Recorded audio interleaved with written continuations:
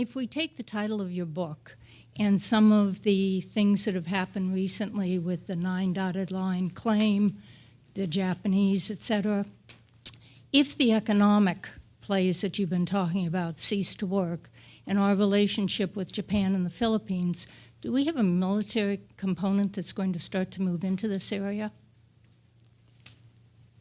I think, the rebalance to Asia was first and foremost just that, right? It sort of expanded to encompass the Trans-Pacific Partnership and other issues of good governance, and the U.S. is going to help with the Mekong River and other kinds of issues. But it really was, frankly, primarily a response to the concerns of the region about sort of rising Chinese assertiveness on the military front, right, and the security front. And so the U.S. response was, to begin with, a military one. It was, the rotation of more troops through, in Australia.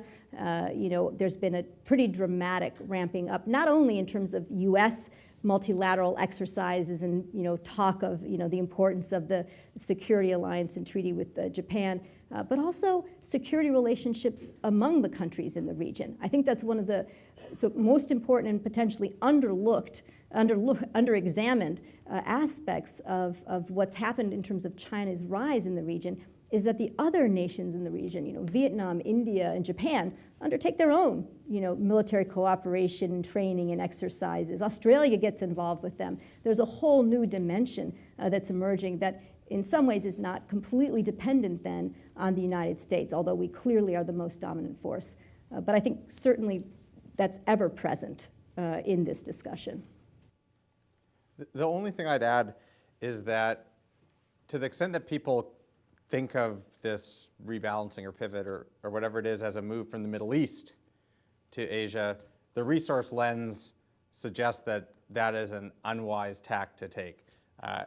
If one of the big concerns of American allies and friends in the region is access to stable resources, and particularly to stable energy supplies, leaving something of an American vacuum in the Middle East to be eventually filled by China as it gains capability certainly would not accomplish that end.